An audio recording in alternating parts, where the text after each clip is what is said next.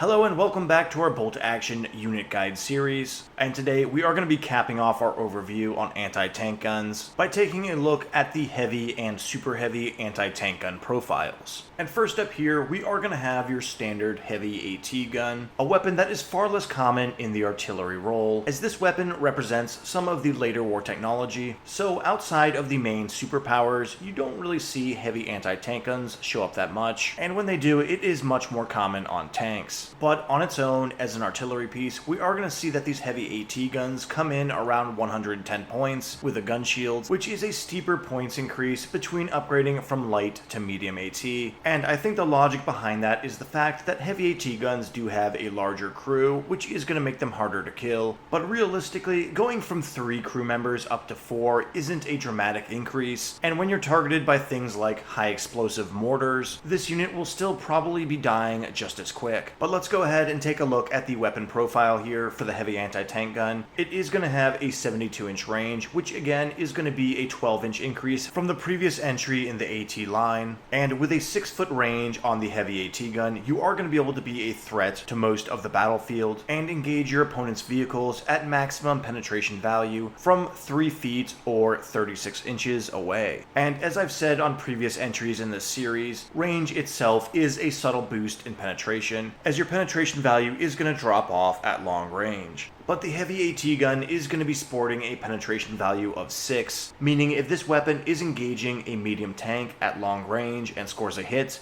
it will be getting a superficial penetration on a roll of 4 and an actual penetration on a roll of 5 or 6. However, if that medium tank enters your 3-foot half-range bubble, or if you catch it on its side armor, you will be scoring a penetration on a roll of 4 or 5 and an overpen on a roll of 6. Meaning you will of course be rolling 2 damage dice, almost assuring the destruction of that vehicle. So this heavy AT gun definitely packs enough punch to be a serious threat to any vehicle on the board, regardless of range, and only when you are staring down a super heavy are you going to need to start sacrificing goats to the dice gods in order to get penetrating rolls. But as we all know, in competitive bolt action, super heavies are pretty much non-existent, and even a Churchill Crocodile is going to be taking damage on rolls of 5+. But it is also worth mentioning that with the heavy anti-tank gun, you are going to have an increase in your high explosive profile, climbing from the 1-inch profile of the light and medium AT gun up to the 2-inch profile of the light howitzer, which is actually a massive leap in potency on that high explosive chart. Not so much because of the increase in template size, it usually only lets you squeeze in 1 more model, but rather because you go from applying D2 pins up to D3, which means you have a much higher chance of putting units out of action when they are hit by this shell. Still, it is worth keeping in mind that there is plenty of medium anti-tank guns with that 75mm rule who are going to have access to this 2-inch high explosive profile also at a cheaper cost. So if you are looking for a weapon that can play more of a dual battlefield role, it may not be worth those extra 35 points paying for just 1 more penetration, which you may not even need.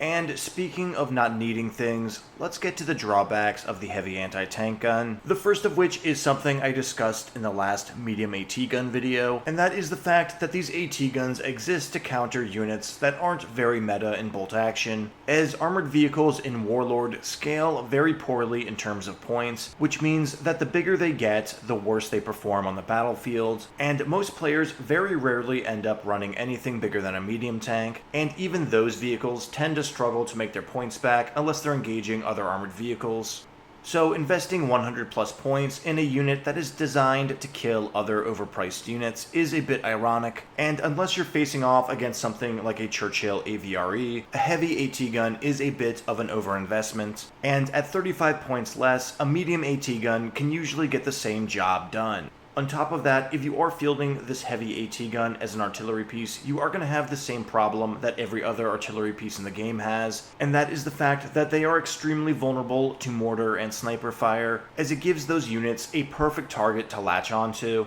And with just 1 more personnel on this gun, you're not going to be surviving a whole lot longer. So unless you can outrange those sniper and mortar units, which can be difficult to pull off, you will be very upset with the fragility of this heavy anti-tank artillery piece. And because of this, you very rarely see heavy AT guns appear in that artillery slot, and are much more common on armored vehicles, such as the Panzer IV or Hetzer, who managed to pack this heavy, expensive weapon into a somewhat affordable armored bundle that is more durable and mobile. And to be quite honest, if it's not on an armored vehicle, I probably would not consider taking a heavy AT gun. On top of that, I would need the armored platform that it's on to have a certain level of durability, something akin to a Panzer IV that is going to withstand the inevitable amount of firepower that it will attract. And if you try and go for a more budget AT vehicle, such as the Martyr 3, that is open-topped with an armor value of 7, it is going to be focus-fired and destroyed very quickly, as your opponent is definitely going to assess it as a major threat.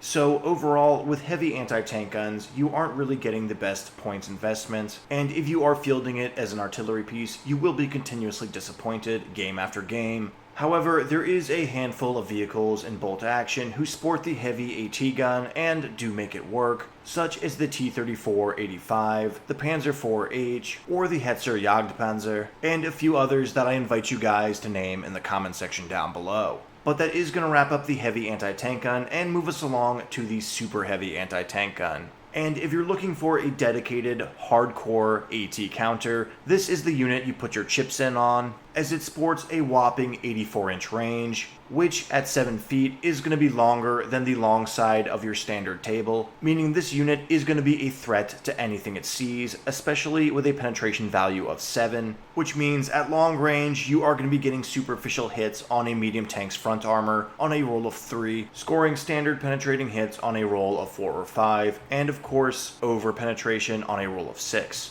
However, with 84-inch range, you are going to be within half range at 3.5 feet, meaning if you deploy this thing in the center of the board, you are likely going to be hitting everything at penetration value of 7, meaning anything above a roll of 1 is going to score damage in that frontal armor medium tank scenario. And when you consider all the other variables that go into the game, there are going to be many times where you hit a vehicle with this weapon, and it no longer becomes a question if you are going to score penetration, but rather how badly is the overkill going to be. But armor penetration value aside, we are going to see that these super heavy anti-tank guns are once again going to be scaling up on that high explosive chart and sport the 3-inch high explosive profile, which is that of a medium howitzer, something that is quite lethal against any infantry squad this weapon might hit. So not only are you getting the best anti-tank weapon profile in the game here, you are also getting a very respectable anti-infantry high explosive profile, which makes this weapon an incredibly lethal tool to have in your arsenal. All of which is going to come in at 140 points on your standard 5-man crew, all of which is going to come in at 140 points in your standard artillery slot, which at just 20 more points than the heavy AT gun really goes to highlight how bizarre Warlord is with their point scaling, as you are getting the exact same increase in range, penetration, and one more additional crew member for a total crew of 5 men in your standard super heavy artillery piece. So in my opinion, when it comes to AT artillery pieces, there's really no reason not to spend the extra points and upgrade your heavy to a super heavy, as that 5th crew member is definitely going to have more of an impact on your durability, and going from 2-inch to 3-inch high explosive is a major boost, meaning that even if this unit never has a single armored vehicle to shoot at, it can potentially make its points back very effectively by shelling out infantry squads with a medium howitzer profile.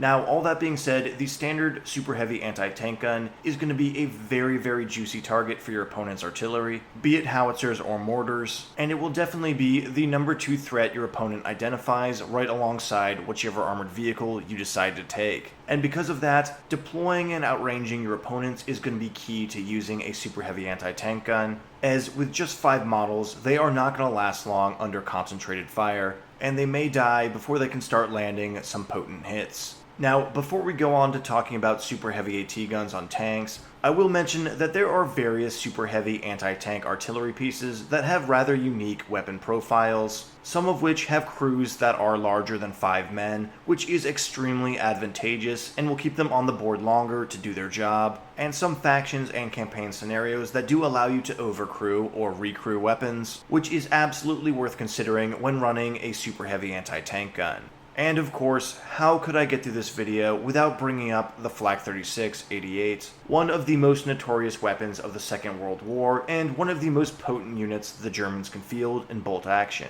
Not only is this super heavy AT gun sporting a 7-man crew, greatly increasing its overall survivability, it is also capable of indirect fire and can even take a spotter upgrade, allowing this weapon to operate as a heavy mortar would, and allow you to hide it out of sight from unwanted fire. So overall, while heavy AT guns are pretty good, they get really good when they start having larger crews, and should they have the ability to rotate 360 degrees and fire indirectly, such as the Flak 88 does, they really do become the apex artillery piece. However, super heavy AT guns do also appear on tanks, most notably the Sherman Firefly, the Tiger I, and the Panther, who are part of the very elite club of vehicles who manage to include this tremendous weapon in their unit profile without costing over 400 points. And while this is very much an exceptional weapon to have in any vehicle, it is going to start driving up the overall cost of the unit, which at the end of the day is going to be a unit with just one activation and just one shot from this main cannon. So should you fail to activate, or should you miss in a game that is rife with hit modifiers, a third of your list in points will have effectively done nothing for a turn.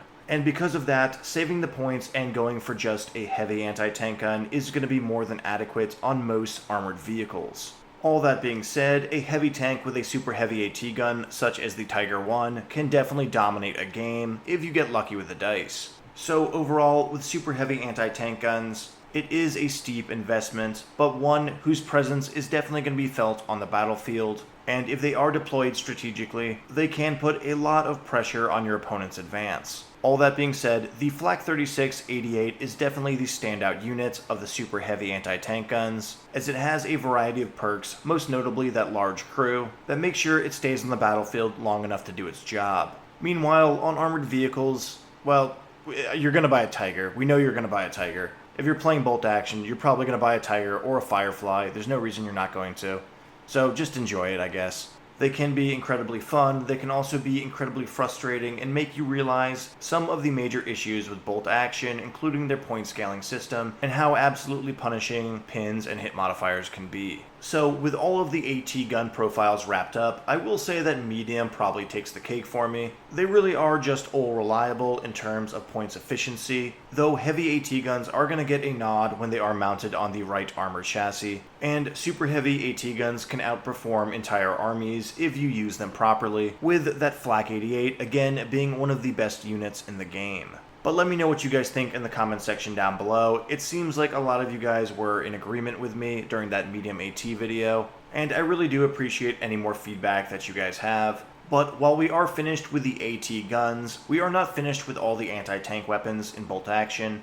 and we may be taking a look at some remote-controlled and furry four-legged bombs in the near future. So if you want to see more of these unit guides, make sure you subscribe to the channel and turn on notifications. Leave a like if you enjoyed the video, and until next time guys, take care.